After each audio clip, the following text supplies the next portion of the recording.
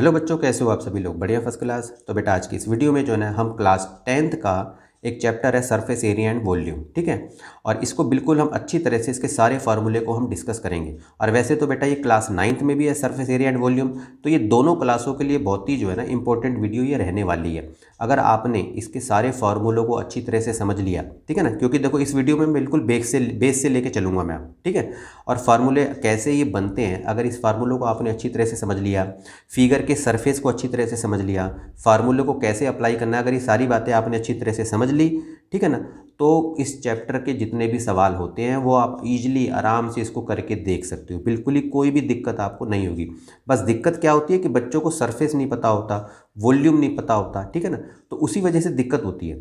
और अगर आपने फार्मूले देख लिए कि किस तरह से बन रहे हैं तो इजीली आप इसको अप्लाई कर सकते हो, ठीक है। तो बिल्कुल बेस से चलेंगे, और ये बेटा 9th और 10th दोनों के लिए स्पेशल वीडियो है ये, बिल्कुल ठीक है। तो चलो आओ शुरू करते हैं। तो सबसे पहले देखो बेटा रेक्टेंगल। बच्चे बोलेंगे सर रेक्टेंगल तो हमारे में है ही नहीं। बेटा रेक्टेंगल है आपके में, आपको शायद देखो, क्योंकि देखो रेक्टेंगल से ही क्यूबॉइड बनता है, और क्यूबॉइड का तो टॉपिक आपकी क्लास में है ही है। तो सबसे पहले हमें रेक्टेंगल को समझना है। मैंने बोला ना आपको बिल्कुल बेसिक से चलेंगे, अच्छी तरह से समझाऊंगा आपको मैं। तो रेक्टेंगल देखो बेटा, ये हमारा 2D फिगर है, ये बात आपको याद रखनी है, ठीक है। और इसमें आपको पता है एक लेंथ होती है, एक ब्रेड्थ होती है, ठीक है ना, यानी कि 2 डायमेंशन होती है। तो इसलिए इस फिगर को हम 2D डायमेंशन कहते हैं, ठीक है। तो जैसे ये लेंथ है, इधर भी लेंथ है, इधर ब्रेड्थ है, इधर ब्रेड्थ है। आपको पता ही है लेंथ लेंथ इक्वल होती है, ब्रेड्थ ब्रेड्थ इक्वल। आमने सामने की जो इसकी भुजा होती है, यानी कि जो इसकी साइड होती है, वो इक्वल होती है।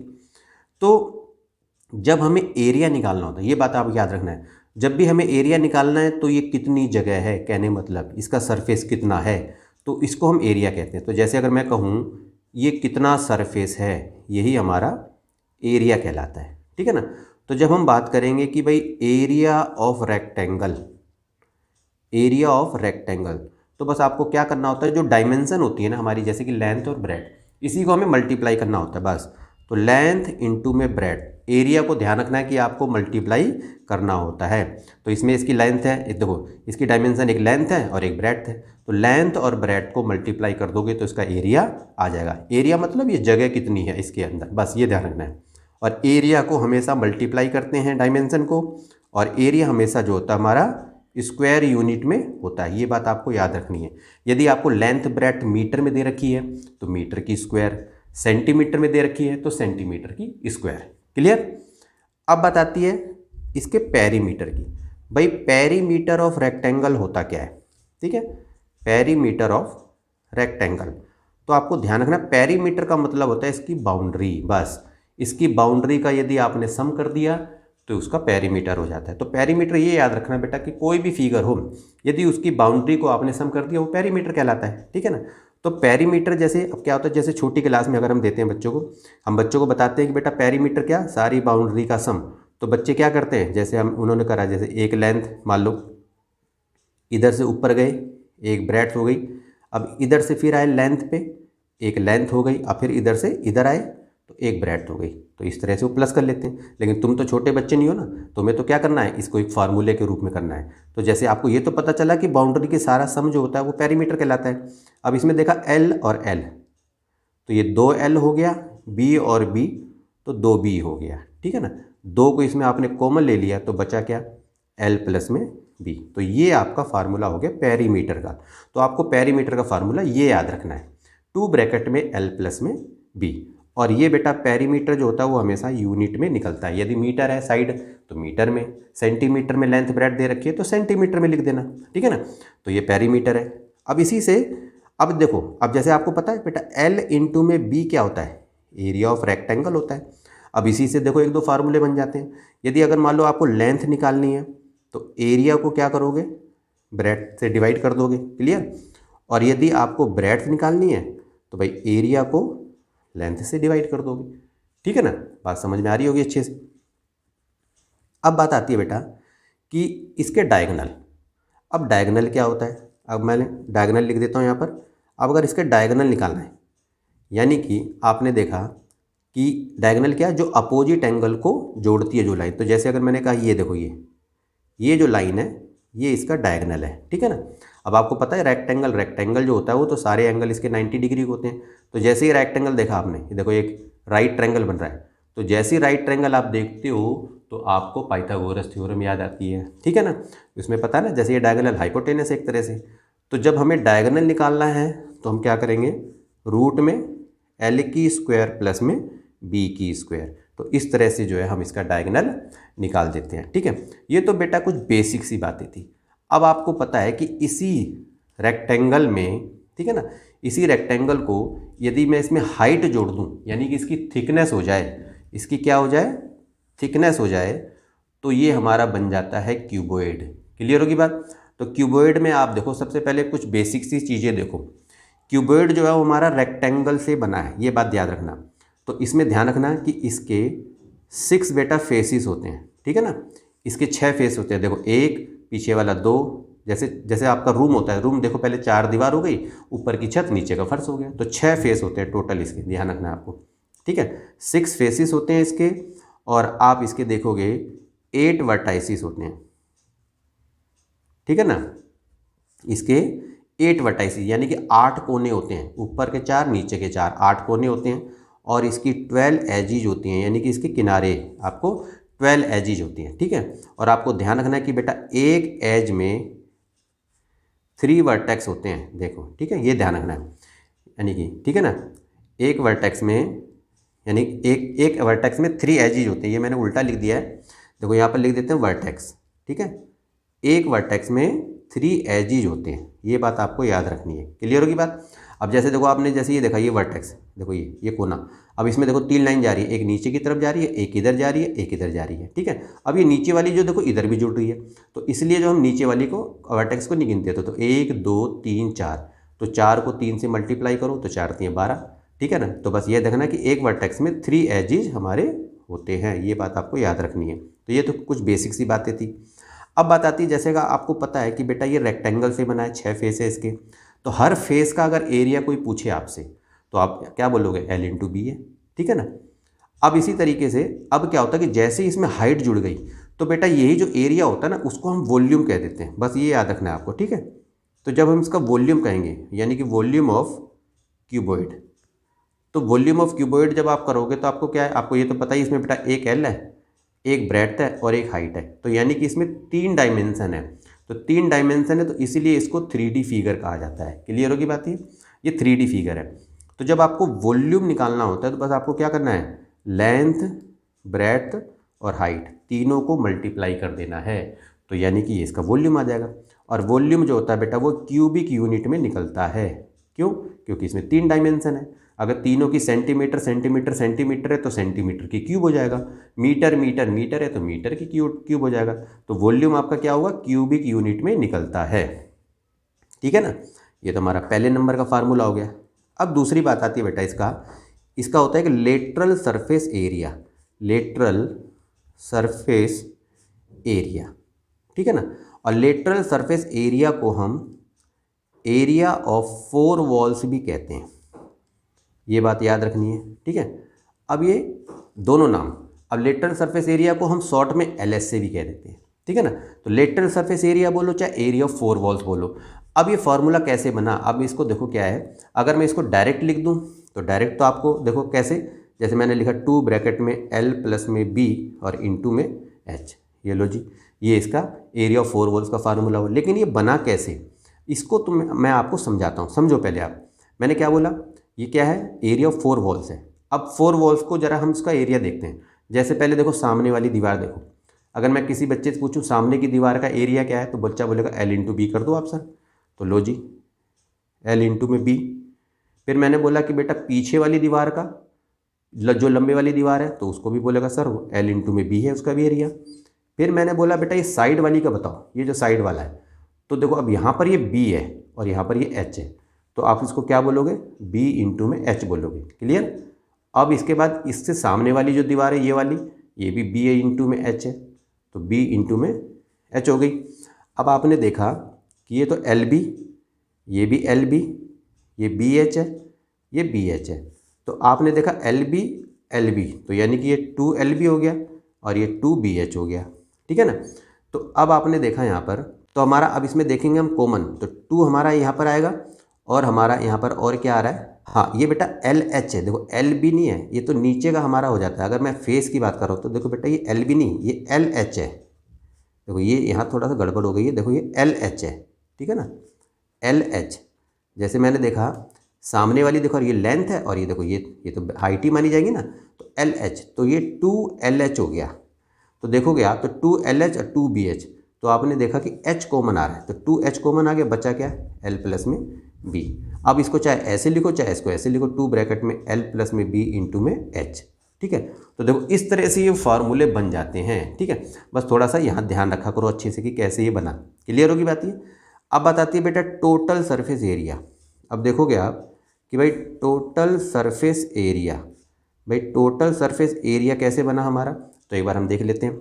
अगर मैं टोटल सरफेस एरिया की बात करता हूँ, ठीक है, इसको देखो आप टोटल सरफेस एरिया को, पहले सामने वाली दीवार हमने ले ली, ठीक है। तो हमने बोला जैसे इधर की दीवार हमने ले ली ये वाली, तो ये हमारा क्या है LH है, ठीक है ना। हाँ तो चलो पहले हम ऐसे ले लेते हैं, नीचे का फर्श ले लेते हैं। तो नीचे का फर्श का फार्मूला क्या होगा LB, L इंटू में B। ऊपर की छत का फार्मूला क्या होगा LB होगा, L इंटू B। अब इसके बाद हमने ले लिया ये वाली साइड, ये वाली ये जो है दीवार, ठीक है ना, तो इसका फार्मूला क्या होगा BH होगा। इससे सामने वाली दीवार का फार्मूला क्या होगा, ये भी BH होगा। ये ले लिया हमने। अब इसके बाद हमने सामने वाली दीवार ले ली, तो ये हमारा हो गया LH और उधर से भी LH हो गया। तो अब आपने देखा भाई 2LB हो गया, 2BH हो गया और 2LH हो गया। तो अब इसमें से क्या होगा 2 कॉमन आ गया, LB BH और HL, तो ये हमारा TS से बन गया। तो आपको समझ में आया। तो टोटल सरफेस एरिया हमारा जो है 2 ब्रैकेट में LB प्लस में BH प्लस में HL। तो इस तरह से ये फार्मूले बनते हैं। बस आपको सरफेस पता होना चाहिए, सरफेस यदि पता है तो फार्मूले तो इजीली आप इसको बना के देख सकते हो, ठीक है ना। तो रेक्टेंगल का आपको समझ में आया, आपको क्यूबॉइड का फार्मूला समझ में आया कि कैसे बने, ठीक है ना। अब आगे चलते हैं, आगे और फार्मूले देखते हैं। अब देखो बेटा अब आती है बात स्क्वायर की, ठीक है। अब आपको ये पता है कि भाई स्क्वायर की सारी साइड इक्वल होती है, ठीक है ना। तो मैं साइड को क्या करता हूँ, मैं साइड को मान लेता हूँ A, क्लियर है। तो देखो ये भी A है, ये भी A है, ये भी A है, ये भी A है, ठीक है ना। अब बात आती है भाई इसका एरिया निकालना है हमें, ठीक है। तो भाई एरिया ऑफ स्क्वायर, तो एरिया क्या होता है, मैंने बोला ना डायमेंशन को मल्टीप्लाई कर देते हैं। इसमें डायमेंशन क्या है, साइड है खाली, ठीक है ना।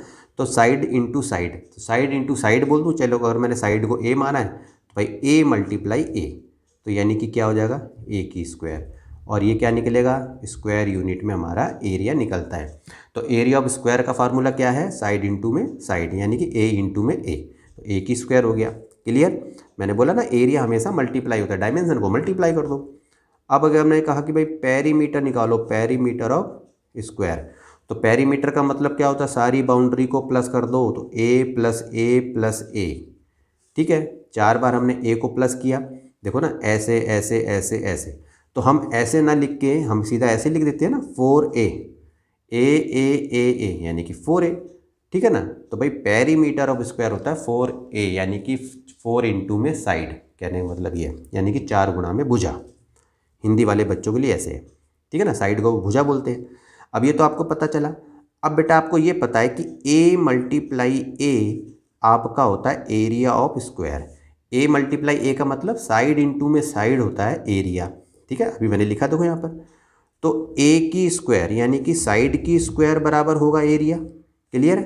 तो A बराबर क्या होगा रूट में एरिया, तो यानी कि साइड यदि आपको निकालनी है, एरिया आपको दे रखा है, तो आपको क्या करना है एरिया का स्क्वायर रूट निकाल दोगे, तो आपका जो है साइड निकल जाएगी स्क्वायर की, क्लियर होगी बात ये। अब देखो इसी से मैंने ये फार्मूला बना दिया।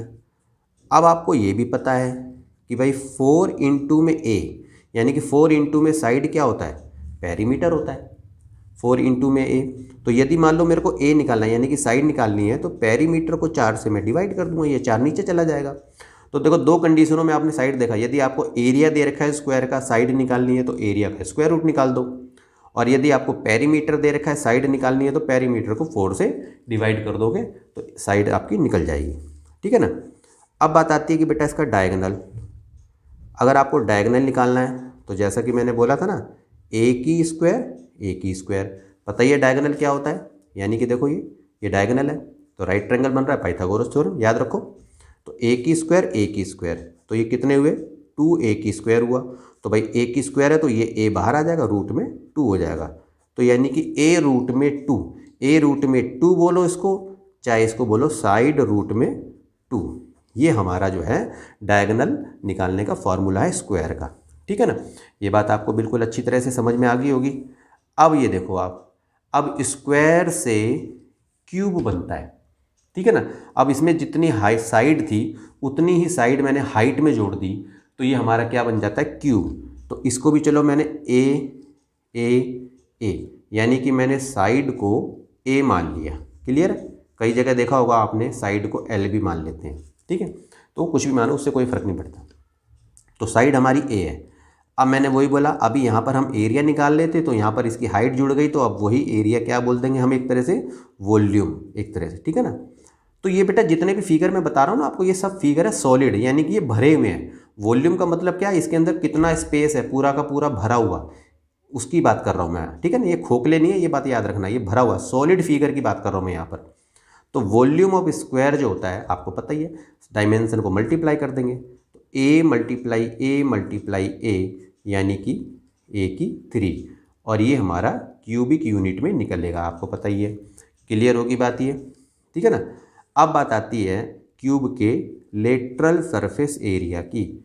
लेटरल सरफेस एरिया मैंने बोला ना, इसको शॉर्ट में हम एलएस से भी कहते हैं। अब चाहे इसको लेटरल सरफेस एरिया बोलो, चाहे इसको बोलो एरिया ऑफ, हाँ एरिया ऑफ 4 वॉल्स, वो बात एक ही होती है।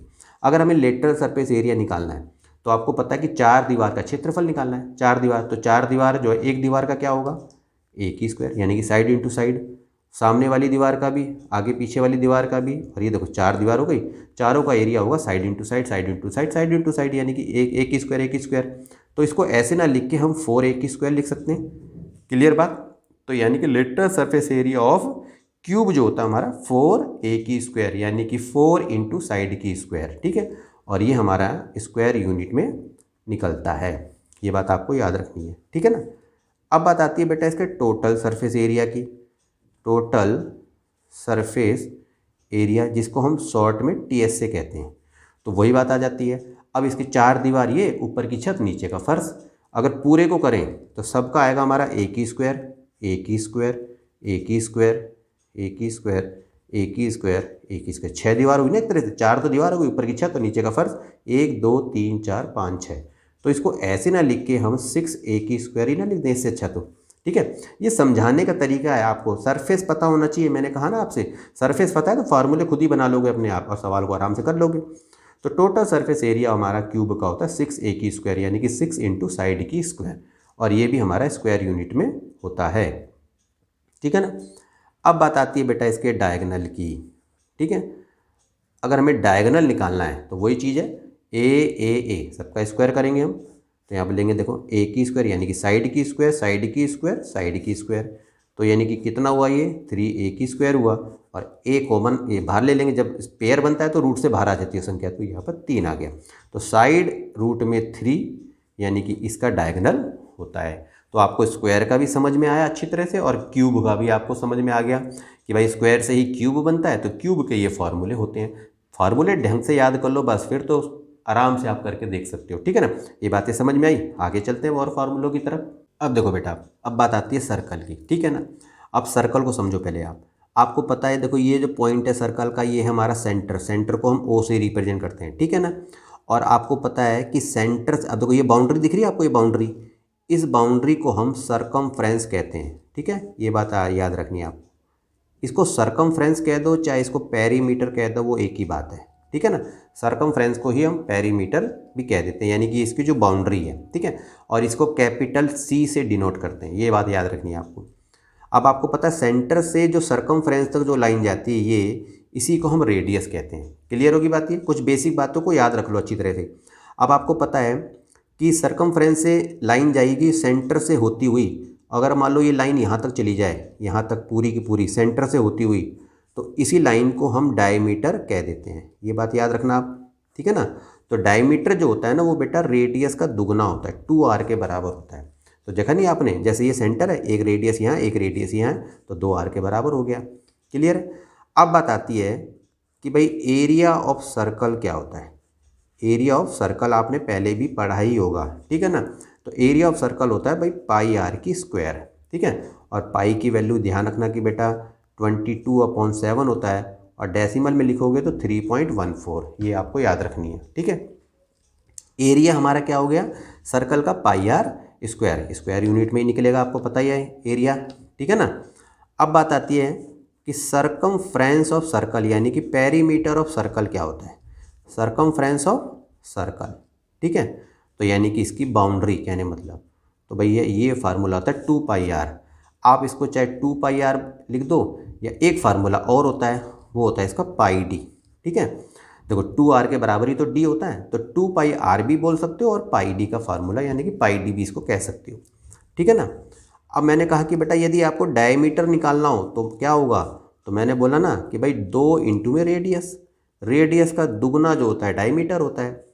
और यदि मान लो आपको रेडियस निकालनी है, ठीक है, तो डायमीटर का आधा कर देना, बस डायमीटर को 2 से डिवाइड कर दोगे तो आपका रेडियस आ जाएगा।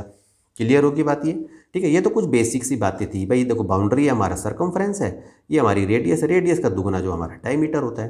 क्लियर होगी बात ये अच्छी तरह से, ठीक है ना। और एक चीज़ ये ध्यान रखना बेटा, ये जो लाइन दिख रही है तुम्हें, देखो ये जो नीचे वाली, इसको हम कोड कहते हैं, ठीक है ना। और यही कोड जब ऊपर तक चली जाती है सेंटर तक, तो वही कोड जो हमारी डायमीटर भी कहलाती है। क्लियर बात। तो लॉन्गेस्ट कोड जो होता है वो हमारा डायमीटर कहलाता है, ठीक है। तो अभी फिलहाल इसको इतना सा ही समझो, क्योंकि आपका एक चैप्टर हो रहा है 10th में एरिया रिलेटेड टू सर्कल, तो उसमें ये सारी बातें आपको डिस्कस करेंगे कभी आगे, ठीक है। अभी फिलहाल इतनी सी बात को समझो, ये इसके फार्मूले होते हैं। अब बात आती है कि यदि सर्कल के अंदर ही मैंने हाइट को और जोड़ दिया, सर्कल में यदि मैंने हाइट जोड़ दी तो क्या बन जाएगा, हमारा सिलेंडर बन जाएगा, ठीक है ना। तो सिलेंडर बन गया, तो सिलेंडर में अब तो आपने देखा कि भाई ऊपर देखो इसके 3 फेस होते हैं, ये बात ध्यान रखना है आपको। कितने फेस हैं इसके, 3। भाई 2 तो सर्कुलर फेस होते हैं, देखोगे आप ऊपर नीचे 2 सर्कल हैं, और एक होता है इसका कर्व्ड फेस, ठीक है, कर्व्ड फेस। तो एक इसका कर्व्ड फेस है, देखो आप इधर के सामने गोल जो होता है एक तरह से। तो 3 फेस होते हैं, 2 सर्कुलर एक कर्व्ड। तो जब 2 सर्कुलर है तो जाहिर सी बात है रेडियस होगा, ठीक है ना। ऊपर नीचे देखो रेडियस है एक ही जैसी, और ये इसकी हाइट होती है। तो इसमें एक आर होता है एक एच होता है। क्लियर। अब अगर मान लो हमें निकालना है वॉल्यूम, वॉल्यूम ऑफ सिलेंडर, तो देखो तो वॉल्यूम कैसे बनता है, जैसे मैंने बोला ना बेटा सॉलिड फिगर की बात कर रहा हूँ। मान के चलो अभी ये फिलहाल खाली है, इसमें आप पानी भरो, तो पानी जब भरोगे तो आपको पता है सबसे पहले वो बेस एरिया को कवर करेगा। तो यहाँ लिख देता हूँ मैं बेस एरिया, ठीक है। और फिर पानी को भरते जाओगे तो वो ऊपर जाता जाएगा, ठीक है ना। तो क्या होगा, वो हाइट भी कवर करेगा, ठीक है ना। तो भाई बेस एरिया का फार्मूला, बेस कैसा हमारा सर्कल है, तो सर्कल कैसा होता है पाई आर स्क्वायर, और हाइट और जोड़ दो इसके अंदर मल्टीप्लाई कर दो, तो बन गया जी वॉल्यूम का फार्मूला, यानी कि सिलेंडर का फार्मूला, सिलेंडर के वॉल्यूम का। तो वॉल्यूम ऑफ सिलेंडर होता है पाई आर स्क्वायर एच। तो ये जो फिगर मैंने बोला ना सॉलिड बेटे, पूरा का पूरा ऑलरेडी भरा हुआ है पहले से ही, ध्यान रखना ये, ठीक है। तो अब बात आती है इसके कर्व्ड सरफेस एरिया की, कर्व्ड सरफेस एरिया जिसको हम कहते हैं CSA। अब भाई कर्व्ड क्या, ऊपर नीचे का छोड़ दो, ये जो गोल गोल है ये बस ये वाला, ठीक है ना। ये जो गोल गोल है, जैसे पेन देख रहे हो, पेन का ये जो गोल इधर बाहरी जो हिस्सा है, ठीक है, तो इसी को हम कर्व्ड सरफेस एरिया कहते हैं। तो जब आप कर्व्ड पे घूमते हो, जैसे अगर मैं कहूँ इस गोल के कर्व्ड पे घूम रहे हो, ठीक है, तो आप इसका मतलब है 2πr पे घूम रहे हो, क्योंकि देखो ना सर्कल का जो पेरीमीटर होता है वो 2πr ही तो होता है, तो ठीक है। तो यहाँ भी तुम ऐसे ही घूम रहे हो 2πr पे। अब ऐसे घूमते घूमते ऊपर जा रहे हो तो h और जोड़ दो इसके अंदर, तो लो जी, तो कर्व्ड सरफेस एरिया जो आपका सिलेंडर का 2πrh होता है, ठीक है ना। और ये हमारा स्क्वायर यूनिट में होता है, ये हमारा क्यूबिक यूनिट में। क्लियर होगी बात ये। अब बात आती है बेटा इसके टोटल सरफेस एरिया की, टोटल सरफेस एरिया जिसको हम TSA कहते हैं। तो जब हम TSA की बात करते हैं ना, तो यानी कि हमारा CSA कर्व्ड, अपर का बेस, देखो अपर समझ लो कि बेस मान लिया, और नीचे का लोअर बेस मान लिया हमने, ठीक है, लोअर का बेस, यानी कि तीनों चीज़ें जुड़ेंगी। CSA जुड़ेगा, ऊपर का गोल वाले का एरिया, नीचे के गोल वाले का एरिया भी जुड़ेगा। तो CSA क्या होता है आपका भाई 2πrh होता है। ऊपर का एरिया क्या बोलोगे आप, पाई आर स्क्वायर बोलोगे क्योंकि सर्कल है, नीचे का भी पाई आर स्क्वायर है। तो आपने देखा कि भाई ये 2 पाई आर एच है और ये 2 पाई आर स्क्वायर हो गया, क्योंकि pi r square 2 pi r square. अब इसमें ज़रा देखो कॉमन क्या आ रहा है, एक तो 2 आ रहा है, पाई और पाई कॉमन आ रहा है और एक आर कॉमन आ रहा है, तो बचा क्या, एच प्लस आर। तो ये लो जी, ये इसका TSA बन गया 2 pi R H plus are, ठीक है ना। तो ये हमारा total surface area of cylinder होता है। तो मैंने कहा ना, बस बेस सरफेस का ज्ञान होना चाहिए बेटा, तो आप सारा फटाफट इसको आराम से बना के इसको अच्छी तरह से इसको देख सकते हो, बिल्कुल अच्छी तरह से समझ में आ गई होगी बातें, ठीक है ना। चलो अगले फार्मूले पे चलते हैं। अब देखो इसी से ही एक हमारा बनता है कोन, अब जरा उसको डिस्कस करते हैं। अब देखो बेटा, अब आ जाते हैं हम कोन पे, ठीक है ना। अब कोन में देखोगे आप तो इसके बेटा 2 फेस होते हैं, ठीक है। कितने फेस हैं, 2 फेस हैं। एक तो देखोगे बेटा कर्व्ड फेस होता है, ये याद रखना है आपको, और नीचे का एक होता है सर्कुलर फेस, ठीक है। ये क्या है, सर्कुलर, एक कर्व्ड होता है एक सर्कुलर होता है, क्लियर होगी बात ये। अब आपने देखा कि इसमें क्या क्या चीज़ें होती हैं, तो देखो अब नीचे से बेस गोल है तो आपको पता है कि ये हमारी रेडियस है, ठीक है। और ये जो परपेंडिकुलर हाइट है इसको हम एच कहते हैं, और ये जो दिख रहा है आपको तिरछी ऊंचाई, ठीक है ना, ये जो मैंने एल लिखा है, एल को ही हम स्लांट हाइट कहते हैं, ये बात आपको याद रखनी है, ठीक है। और स्लांट हाइट को एल से डिनोट कर दिया हमने, स्लांट हाइट का मतलब है तिरछी ऊंचाई। तो देखोगे आप कि जब हमें मान लो कि हमें एल निकालना है, देखो अब एल निकालना है, तो आपने देखा राइट ट्रायंगल है तो पाइथागोरस थ्योरम हमें याद आती है। तो एल हमें जब निकालना होता है तो हमारा क्या होता है, रूट में एच की स्क्वायर प्लस में आर की स्क्वायर, उसका स्क्वायर रूट निकाल देंगे तो एल निकल जाएगा हमारा। यदि आपको एच निकालना है तो एल की स्क्वायर में से आर की स्क्वायर को आप हटा दोगे, और यदि आपको रेडियस निकालनी है तो भाई एल की स्क्वायर में से एच की स्क्वायर को माइनस कर दोगे। तो ये तो बेटा हमारे एल, एच और आर निकालना हो तो हम इस तरह से इसको निकाल के देख सकते हैं, क्लियर है। अब बात आती है बेटा इसके वॉल्यूम की। यदि आपको वॉल्यूम ऑफ कोन निकालना है, ठीक है ना, तो वॉल्यूम ऑफ कोन का फार्मूला क्या होगा, 1/3 पाई आर स्क्वायर एच, ठीक है। तो ये भी स्क्वायर यूनिट में निकलेगा, तो 1/3 पाई आर स्क्वायर एच। बस फार्मूले को अच्छी तरह से याद रख लो बस, और कोई बात नहीं है। और जब इसका आपको CS से निकालना है, यानी कि कर्व्ड सरफेस एरिया, यानी कि ये वाला, तो ये फार्मूला होता है बेटा पाई आर एल, ठीक है। तो पाई आर एल हो जाएगा। और यदि आपको TS से निकालना है तो भाई TS से क्या है, एक तो आपको पता है कि भाई बेस एरिया, जो हमारा बेस एरिया है, और ऊपर का हमारा CS से ये जुड़ेगा। तो जैसे CS से का हमने निकाला भाई पाई आर एल, और बेस एरिया क्या हो गया, पाई आर स्क्वायर हो गया।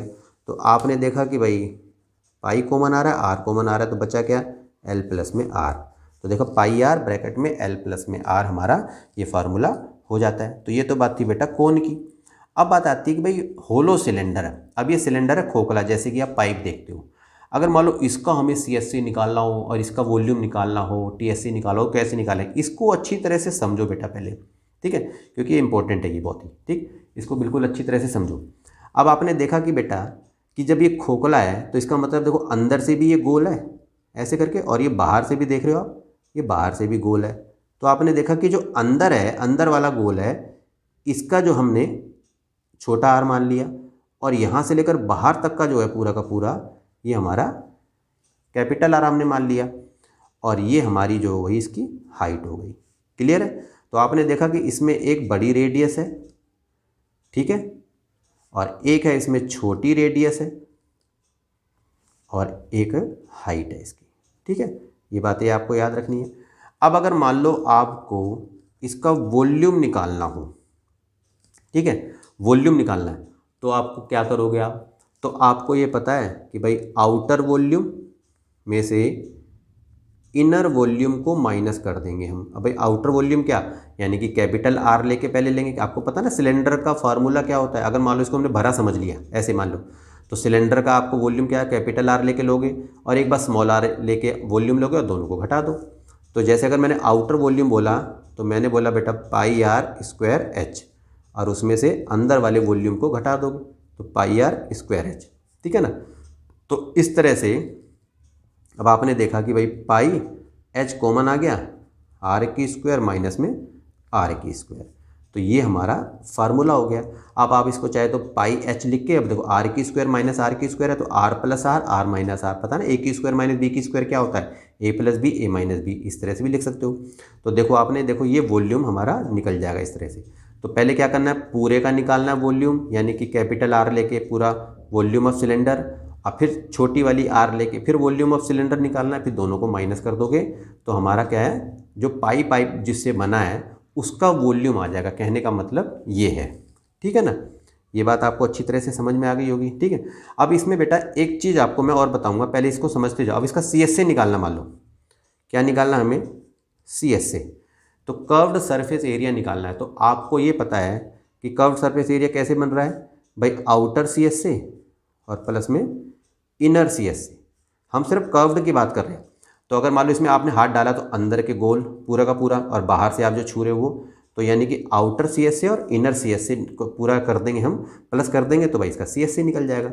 अभी हम ऊपर नीचे की बात, क्योंकि टोटल की बात नहीं कर रहे, ओनली कर्व्ड की बात कर रहे हैं। तो अंदर से गोल पूरा का पूरा उसका टच कर रहे हैं और बाहर से टच कर रहे हैं। तो आउटर CSA हमारा क्या फार्मूला बना था, आपको पता है कि जैसे 2πr, कैपिटल आर ले लेंगे क्योंकि सिलेंडर ही तो है एक तरह का, होलो सिलेंडर है। तो 2π कैपिटल RH ले लेंगे और इसका क्या बन जाएगा भाई, 2πRH हो जाएगा। तो आपने देखा ये फार्मूला हमारा क्या बन जाएगा भाई, तो 2π और H कॉमन आ जाएगा और R प्लस में R। तो देखो 2πH और R प्लस में R, यानी कि कैपिटल R और प्लस में माइनस R, स्मॉल r। तो ये हमारा CSA बन जाएगा। अब अगर मान लो आपको TSA बोलना है इसका, ठीक है ना, तो TSA जो होता है आपका, आपको पता है कि भाई आउटर CSA, इसके बाद इनर CSA, ठीक है, और फिर इसके बाद 2 इंटू एरिया ऑफ रिंग। अब बच्चे सोचेंगे सर एरिया ऑफ रिंग क्या है, तो रिंग समझ लो पहले। जैसे मैं इसके ऊपर का फेस देख रहा हूँ, तो बेटा इसको ऊपर के फेस को मैंने ऐसे बनाया, देखो ऐसे, ये ऐसे बनाया मैं, देखो तो ये रिंग की तरह बन गया, देखो आप अच्छी तरह से, ये है तो इस तरह का जो फेस है ये रिंग है। तो जैसे अंदर की जो रेडियस है ये तो बेटा छोटी आर है, और बाहर की जो रेडियस है वो है बड़ी आर। तो जब अगर आपको एरिया ऑफ रिंग निकालना होगा तो आपको ये तो पता ही है कि बेटा पहला बाहर का जो सर्कल है उसका एरिया निकालेंगे, तो आपने बोला πr², कैपिटल आर लेके चलेंगे, और फिर अंदर वाले का एरिया निकाल देंगे, तो स्मॉल आर लेके चलेंगे, दोनों को घटा देंगे तो ये इस इधर किनारे किनारे का इसका एरिया आ जाएगा, पूरा पूरा किनारे का। तो आपने देखा ये पाई आ गया और भाई r² और माइनस r²। तो देखो ये एरिया ऑफ रिंग का फार्मूला बन रहा है, ठीक है। तो ये देखा आपने कि एक ऊपर रिंग है, एक इसके नीचे रिंग है। तो जब TSA निकालेंगे तो देखो आउटर CSA क्या मतलब 2πRH, इनर CSA मतलब 2π स्मॉल RH, ठीक है। और 2 इंटू में अभी क्या बना, πr² minus r², area of ring. तो अब इसमें देखो पहले, अब इसमें कॉमन लो पहले, तो इसमें देखो क्या क्या कॉमन आ रहा है भाई, 2π आ रहा है और H कॉमन आ रहा है और R प्लस में R, इसको और इसमें से कॉमन लिया तो ये है। अब ये हमारा देखो 2π हो गया और ये देखो r² माइनस r² है, तो इसको मैं ऐसे लिख सकता हूँ ना, R plus R, R minus R, यानी a² minus b², a plus b, a minus b। अब इस पूरे में देखो आप क्या कॉमन आ सकता है, तो आपने देखा बेटा कि देखो 2π, देखो 2π यहाँ भी है, 2π यहाँ भी, 2π आ गया और H नहीं, R plus R, R plus R, देखो एक ही ये कॉमन आ रहा है, तो यहाँ ले लिया हमने R प्लस में R, तो बचा क्या H और R माइनस में R। तो देखा आपने ये हमारा फार्मूला बन गया TSA ऑफ होलो सिलेंडर, यानी कि 2π ब्रैकेट में कैपिटल R प्लस R और ब्रैकेट में H plus capital R minus R। तो इस तरह से देखो आप फार्मूले आप कितने ईजिली आराम से बना सकते हो यदि आपको सरफेस का ज्ञान हो तो, ठीक है ना। चलो अब अगले फार्मूले की तरफ चलते हैं। देखो बेटा अब बात आती है स्फीयर की। स्फीयर को हम हिंदी में कहते हैं गोला, क्लियर होगी बात। और ये सॉलिड है, ये याद रखना आप, ठीक है ना। तो बिल्कुल गोला, जैसे कंचे वगैरह होते हैं ना, ठीक है, इस तरह की जो है, ठीक है। तो ये है हमारा स्फीयर। तो जब हमें स्फीयर का वॉल्यूम, अब देखो इसमें बेटा एक ही फेस होता है, बस ये याद रखना है आपको, एक ही फेस है और वो भी कर्व्ड फेस है हमारा। तो जब आपको इसका वॉल्यूम निकालना है, वॉल्यूम ऑफ स्फीयर, तो वॉल्यूम ऑफ स्फीयर का फार्मूला होता है बेटा 4/3πr³, ठीक है। ये बात आपको याद रखनी है, क्यूबिक सेंटीमीटर में निकलेगा इसका। और अब इसका देखो बेटा कर्व्ड बोलो चाहे TSA बोलो, बात तो एक ही होती है। तो इसीलिए ना कर्व्ड TSA इसका नहीं बोलते, हम सीधा बोल देते हैं सरफेस एरिया। तो जब भी सरफेस एरिया की बात आती है तो वो टोटली होता है, चाहे उसको कर्व्ड बोल दो क्योंकि एक ही फेस होता है इसका। तो सरफेस एरिया का फार्मूला बोलोगे तो ये हमारा होता है 4πr², क्लियर होगी बात ये। तो इस तरह से जो है हमारा, क्योंकि इसमें देखो ज़्यादा नहीं, क्योंकि एक ही फेस है तो ज़्यादा फार्मूले बनेंगे नहीं, वॉल्यूम होगा और सरफेस एरिया होगा। अब बात आती है कि यदि मान लो इसी स्फीयर को मैंने आधा कर दिया, ठीक है। तो जब आधा कर दिया मैंने इसका तो ये बनता है हमारा हेमीस्फीयर। क्लियर। तो जब मैं बोलूँगा भाई हेमीस्फीयर का फार्मूला यानी कि वॉल्यूम का फार्मूला बताओ, तो आपको पता है कि भाई 4/3 पाई आर क्यूब पूरे का था स्फीयर का, इसका आधा कर दो तो ये हमारा हो जाएगा 2/3 पाई आर का क्यूब। ठीक है ना, ये हमारा वॉल्यूम बन जाएगा। अब क्योंकि क्या है कि जैसे ही मैंने इसको बीच से काटा तो बीच का देखो, बीच का एक ऊपर का फेस बन गया और इसका एक नीचे का बन गया। तो देखोगे इसमें बेटा दो फेस बन गए अब। ठीक है ना, दो फेस देखो आप, एक तो हमारा कर्व्ड है और एक हमारा सर्कुलर है, देख सकते हो आप। तो जब हमें निकालना है, अब देखो, अब मैंने बोला इसका बेटा सी एस से निकालो यानी कि कर्व्ड सरफेस एरिया। ठीक है, तो जब कर्व्ड सरफेस एरिया निकालोगे तो पूरे सरफेस का था 4πr² और इसका आधा कर दोगे तो 2πr² हो जाएगा इसका फार्मूला। क्लियर, यानी कि इतने इतने का ये फार्मूला हो जाएगा। ठीक है, अब क्या है कि देखो इसमें टी एस से भी बनेगा। अब अगर टी एस से का मतलब क्या कि भाई इसका सी एस से ये जोड़ दो और ऊपर का जो अपर बेस को और जोड़ दो उसका एरिया।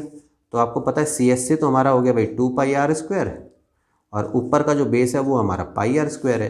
तो 2πr² तो 3πr² हमारा इसका टी एस से का फार्मूला हो जाता है। क्लियर होगी बात ये। कई बार आपका क्या होता है कि देखो बेटा होलो हेमीस्फीयर भी आता है, वो भी मैं आपको बता देता हूँ। होलो हेमीस्फीयर, भाई होलो हेमीस्फीयर कैसा, जैसे ये बनाया आपने ऐसे करके और ये खोखला जैसे कि बाउल होता है, ये ध्यान रखो। तो वही चीज़ है, देखो यहाँ स्मॉल आर होगी, यहाँ पर आपका कैपिटल आर हो जाएगी। कहने का मतलब ये, अगर मान लो होलो हेमीस्फीयर का आपको वॉल्यूम निकालना है तो क्या करोगे आप, तो आपको पता ही है कि पहले हमारा ये वॉल्यूम यानी कि कैपिटल आर ले लेंगे, 2/3 पाई आर की क्यूब में से 2/3 पाई स्मॉल आर की क्यूब को घटा देंगे तो ये हमारा वॉल्यूम क्या बन जाएगा भाई, 2/3 पाई और आर की क्यूब स्मॉल आर की क्यूब। इस तरह से आपने वॉल्यूम बना लिया। सी एस से बनाना होगा तो आपको पता है बाहर का सी एस से इनर का सी एस से दोनों को जोड़ दोगे आप। तो जैसे अगर आपने बोला कि भाई सी एस से इसका सी एस से बनाना है तो आपको पता है कि भाई आउटर सी एस से हमारा क्या बनेगा, तो आपको पता है कि 2πr² और हमारा इनर का सी एस से क्या बनेगा 2πr²। तो आपने देखा भाई 2π और r² और r² ये हमारा इनर का बन जाता है। इसी तरीके से टी एस से का भी बना सकते हो भाई, आउटर का सी एस से ले लिया, इनर का सी एस से ले लिया और ऊपर एरिया ऑफ रिंग का ले लिया, टी एस से बन जाएगा। तो कहने का मतलब ये है कि इसी तरीके से आप फार्मूले ईजिली बना सकते हो यदि आपको सरफेस का पता हो तो। ठीक है ना, तो बेटा ये सारे फार्मूले जो भी थे आपके चैप्टर से रिलेटेड वो सारे मैंने डिस्कस कर दिए हैं। उम्मीद करता हूँ कि ये वीडियो आपको पसंद आई होगी बेटा, और यदि वीडियो ये पसंद आई है तो बेटा इसे लाइक करना, कमेंट करके बताना कि ये वीडियो आपको कैसी लगी, और एक इम्पोर्टेंट काम जो मैं हमेशा से कहता हूँ वो है बेटा चैनल को सब्सक्राइब करना है। ठीक है ना, तो बेटा आज के लिए इतना ही, मिलते हैं कभी फिर किसी नेक्स्ट इंटरेस्टिंग टॉपिक के साथ, तब तक के लिए ओके।